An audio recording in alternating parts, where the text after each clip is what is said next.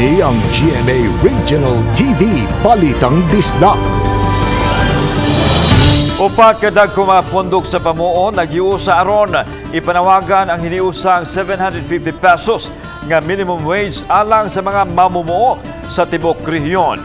Si Chelo Valiana sa report. Sa pagkakaroon, 404 pesos lang ang minimum wage nga gidawat sa mga mamumuo sa Metro Cebu apan mas ubos pa ang gidawat sa mga mamumuo gawas niini. Kini ang gitinguhang usbon sa mga opisyal sa nagkalain-laing labor groups tungod kay ang panginahanglan sa mga mamumuo sa Metro Cebu susama raman sa ubang dapit sa Sugbo ug sa Riyon 7. Imo gyud ang budgeton ang 404 equivalent ra gid in taon na og kuan lang ha unom ka sakop.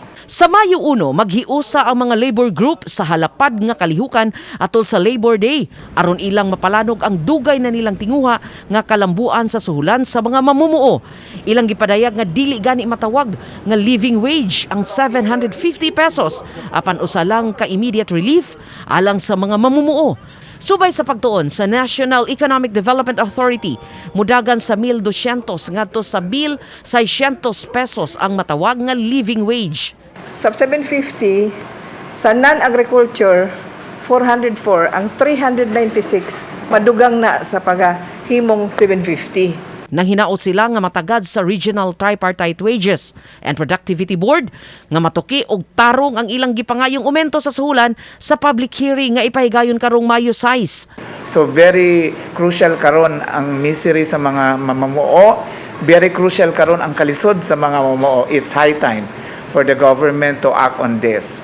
Sa alas 11 sa buntag sa Mayo 1, mag-abot ang kahugpungan sa mga pundok sa pamuo sa Dan Colon aron hiniusa nilang ipadayag ang ilang padawagan sa aumento sa suhulan.